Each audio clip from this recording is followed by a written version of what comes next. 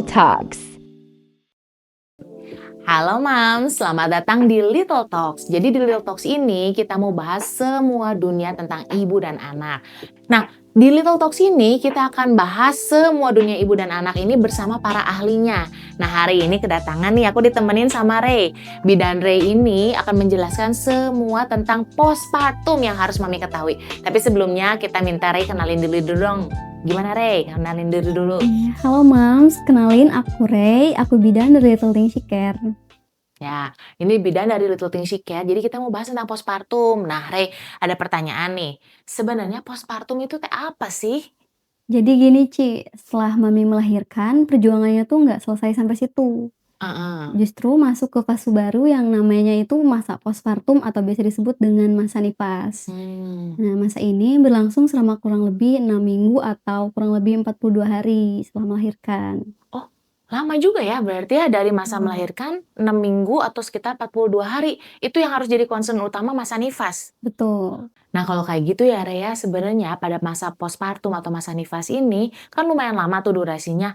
Apa sih yang sebenarnya harus jadi concern mami-mami untuk perhatiin dirinya sendiri?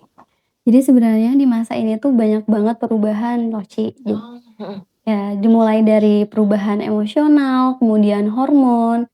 Jadi hormon ibu tuh sebenarnya badan ibu tuh lagi beres-beres, dari masa dia hamil buat kembali ke masa sebelum hamil, Mhm. gitu. Kemudian banyak banget, bisa juga dari perubahan tubuhnya, Mhm. gitu. Bener, perubahan tubuh mah udah pasti bener itu mah ya, perubahan tubuh, perubahan hormon. Nah, kalau kayak gitu ya, Rea, apakah di masa nifas ini tuh rentan nggak sih sama infeksi? Oh, rentan banget sih di masa ini tuh. Karena kan, tubuh ibu tuh lagi beradaptasi nih. Mhm. Apalagi kalau misalnya ibunya tuh lahirnya tuh pervaginam tapi ada laserasi atau misalnya, ibunya tuh lahir sesar, itu resikonya bisa gede banget. Oh, even transvaginal ataupun sesar pun ternyata ada resiko infeksi ya? Betul. Resiko infeksinya apa aja tuh kalau kata Ray? Resiko infeksi itu bisa dari, yang pertama bisa resiko infeksi, rahim. Oh, rahim yang di dalam. Iya. Mhm. Nah, infeksi rahim tuh bisa ditandai dengan demam atau nyeri perut hebat. Tunggu, aku mau tanya dulu. Kan ini baby udah keluar nih. Rahimnya kenapa masih ada rentan infeksi ya, Rea? Kalau rahim itu rentan infeksi karena kan dia tuh rahim tuh dari yang awalnya besar, Mhm. dia tuh, kembali mengecil perlahan-lahan. Nah, terjadi involusi uteri disebutnya tuh. Jadi Oh. infeksinya tuh bisa karena itu, karena misalnya nggak ada kontraksi rahim. Kan rahim tuh seharusnya berkontraksi Oh gitu? meskipun sudah melahirkan, Oh, gitu. even sudah melahirkan pun harusnya rahim tuh berkontraksi? Iya, Oh, karena kan dia tuh yang awalnya hamil tuh rahim tuh besar banget nih. benar-benar. Lama-lama dia mengecil dan itu tuh perlu kontraksi buat kembali ke semulanya, gitu. Oh gitu, dan itu rentan infeksi? Betul. Nah, kalau misalnya setelah, melahirkan biasanya kan even transvaginal ataupun sesar itu ada luka. Nah, itu rentan infeksi juga nggak sih? Iya, karena kan luka itu bisa jadi pintu masuknya kuman, Ci. Mhm. Apalagi kalau misalnya personal hygiene-nya tuh nggak bener, Oh, gitu. iya. Terus kira-kira ada infeksi apa lagi tuh, kalau setelah melahirkan? Setelah melahirkan tuh ada infeksi, luka laserasi tadi, luka jahitan. Mhm. Nah, kalau itu ditandainya dengan luka jahitannya tuh memerah atau bisa juga keluar nanah, gitu. Oh, iya, karena mungkin lukanya masih basah terus kena bakteri atau kena kuman ya kayaknya? Betul. Mmm. Mhm. Kemudian ada lagi, ISK biasanya, infeksi saluran kemih. Kalau Oh. itu biasanya terjadi karena si maminya tuh nahan pipis. Biasanya juga sering terjadi karena, sama ibu-ibu yang dia tuh lahirannya normal tapi dijahit.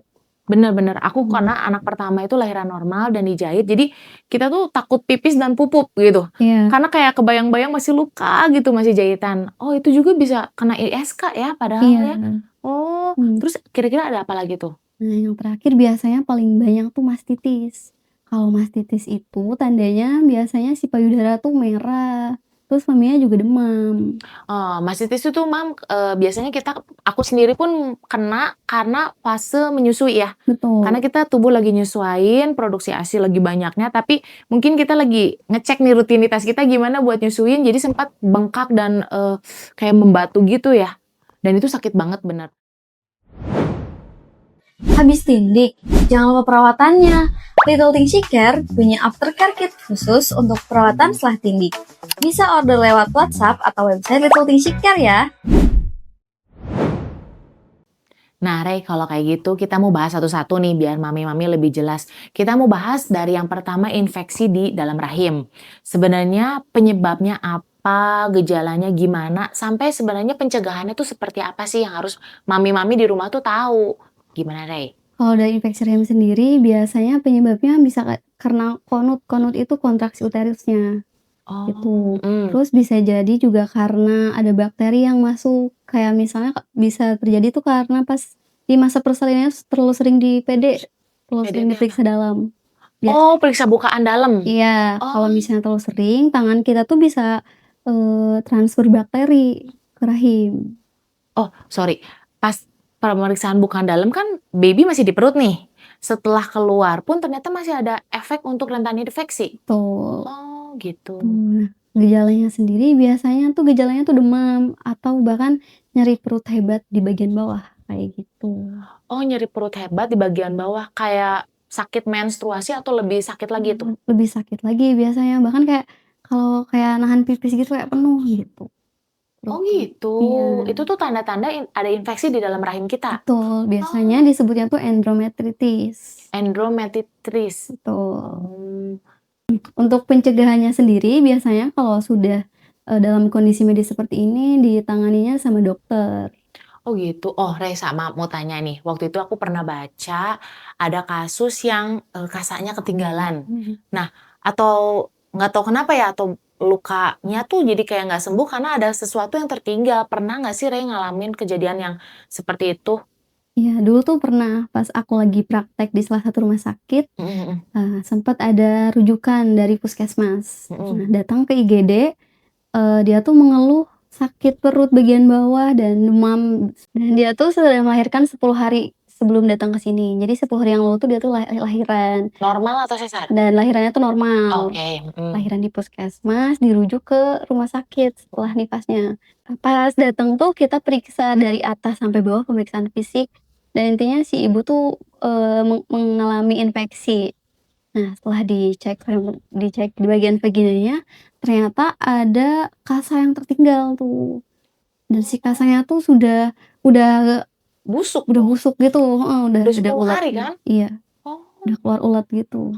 Oh, udah keluar ulet dari si kasaknya? Mhm, Nah kalau kayak gitu berarti nggak bisa sendiri dong, kita tetap harus ke dokter ya kalau sampai iya, kayak gitu ya? mhm. Nah, mami-mami nih mau kasih tahu ya, jadi tanda-tandanya yang pertama tadi kalau nyeri perut hebat ya, nyeri perut Iya, hebat di bagian bawah terus demam ya.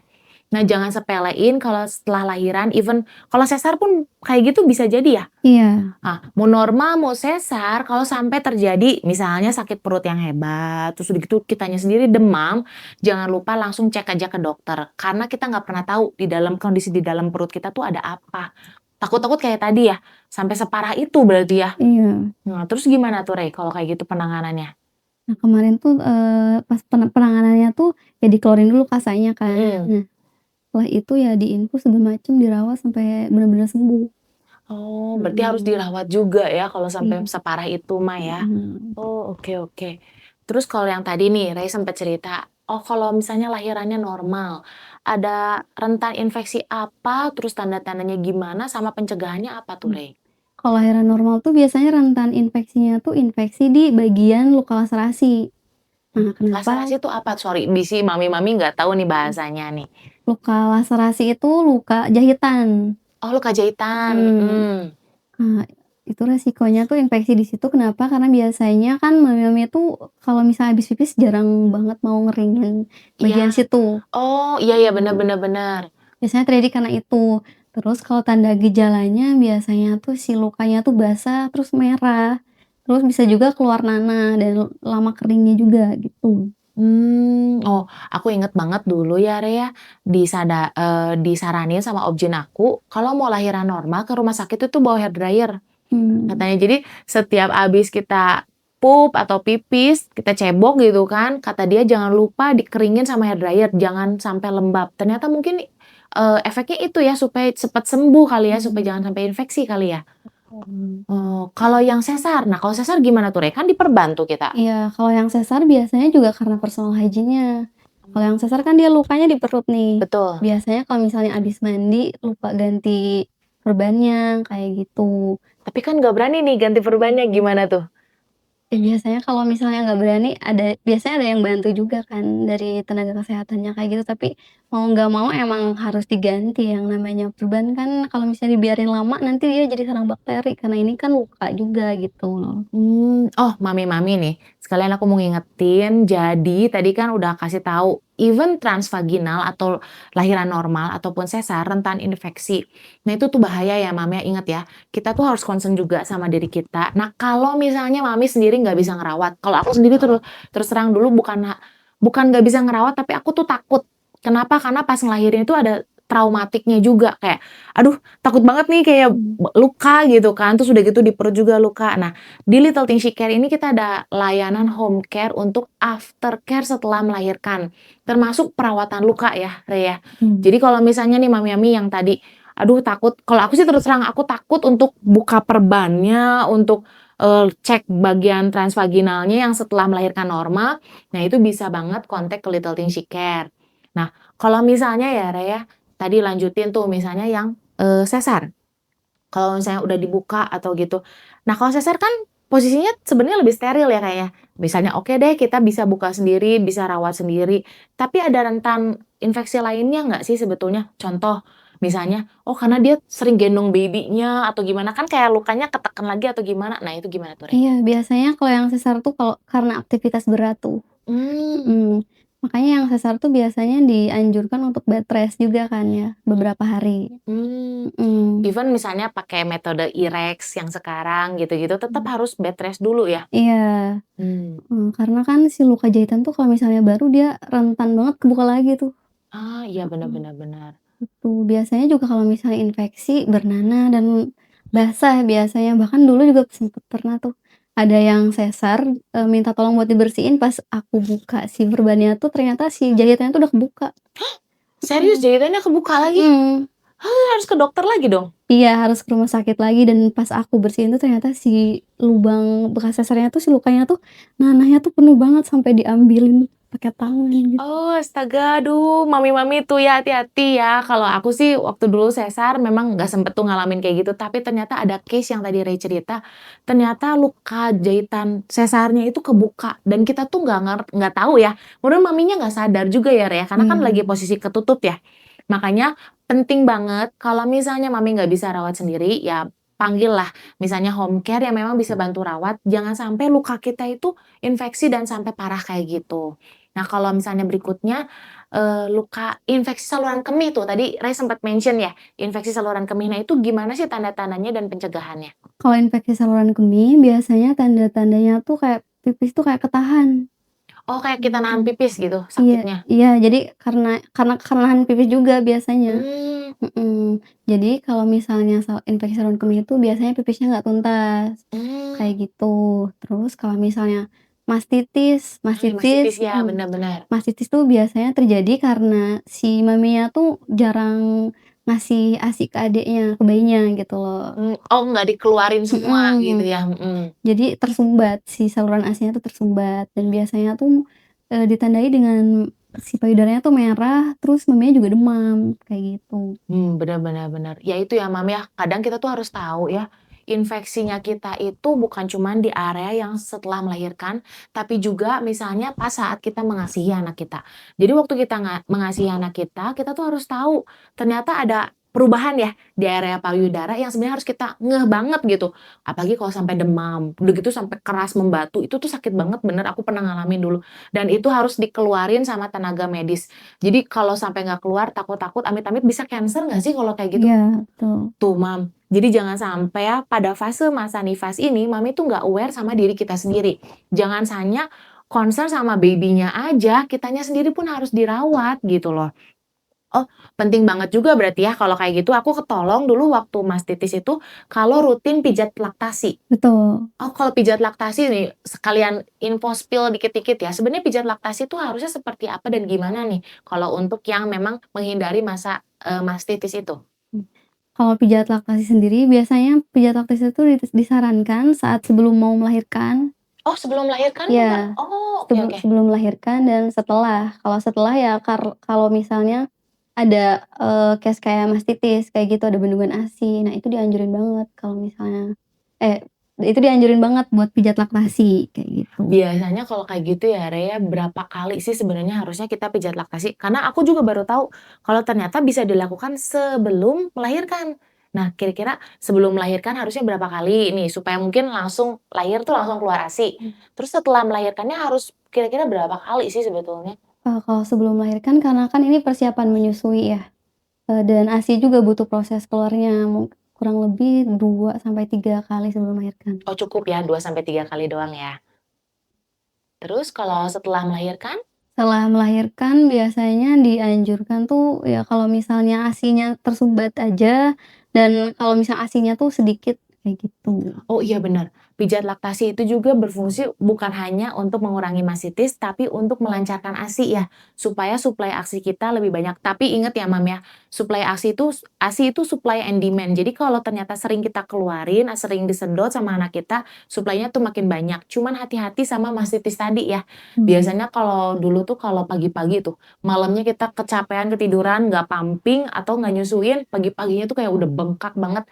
Nah itu harus dipijat tuh biar keluar. Terus apalagi tuh Rey kira-kira yang harus diketahui mami-mami pas fase mengasihi? Ya itu sih paling kemudian, mastitis juga berpengaruh banget loh Ci sebenarnya ke hormon, ke perubahan hormon. Nah Oh. bisa juga kalau misalkan hormon tuh, setelah melahirkan tuh berubahnya cepet banget ya mood-an Iya kayak benar gitu-gitu. benar benar. Dan itu juga nanti bisa berpengaruh ke baby blues, depresi postpartum, kayak Oh, gitu. infeksi itu punya efek jangka panjangnya bisa sampai baby blues dan depresi gitu? Betul. Oh gitu. Jadi, itu tuh bisa terjadi karena maminya tuh terlalu cemas biasanya ke diri sendiri.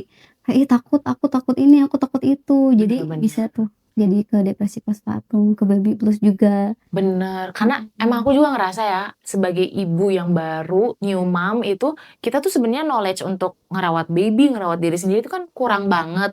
Jadi kalau misalnya nggak ada yang bantuin, nggak ada yang kasih, edukasi juga, kita tuh kadang bingung, aku harus ngapain ya sama diri aku sendiri, bahkan sama baby aku, kayak gitu. Oh, dan jangan sampai dibiarin ya, Mam, ya. Kenapa? Karena tadi efek jangka panjangnya bisa sampai depresi ataupun amit-amit nih baby blues ternyata ya. Oh, Betul. kayak gitu. Mami, kini perawatan ibu dan bayi jadi lebih mudah. Little Things She Care menghadirkan layanan tindik, pijat bayi, dan pijat laktasi, aman, nyaman, dan praktis karena semuanya bisa dilakukan home care di rumah. Yuk booking sekarang lewat WA dan website Little Things She Care. Oke, Rey, thank you. Nah, tapi Cici mau nanya, sebenarnya secara kesimpulan nih, supaya mami-mami di rumah juga bisa merangkum, apa yang harus kita aware tentang infeksi setelah melahirkan? Oke, yang pertama paling personal hygiene, Oke, personal hygiene. kemudian yang kedua support system dari keluarga dan suami, Oh, benar, support system dari keluarga dan suami. dan yang terakhir yang ketiga nutrisi yang sering kelupaan tuh. Oh, Mhm. iya benar, nutrisi. Nah, gimana tuh, Rey? Ya, biasanya nutrisi sering lupa kan, jadi kayak, banyak juga mitos yang jangan makan ini, jangan makan itu, biasanya setelah postpartum tuh. Bener. Nah, mami-mami inget ya, tadi yang pertama berarti jangan lupa personal hygiene harus diperhatiin. Kedua, bukan cuma maminya aja, support system dari keluarga harus ada. Nah, yang ketiga itu nutrisi. Cuman kalau nutrisi nanti aku mau bahas di podcast berikutnya, supaya mami tahu apa sih yang boleh dan gak boleh dilakukan, dan nutrisi apa aja yang sebenarnya bisa mengcover untuk tubuh kita setelah melahirkan. Oke deh, Mam. Thank you ya, Re. Hari ini udah nemenin Cici untuk share tentang infeksi untuk masa-masa postpartum. Makasih juga buat mami-mami yang udah nonton. Semoga bermanfaat Little Talks kali ini. Little Things She Care, cares that feels like home.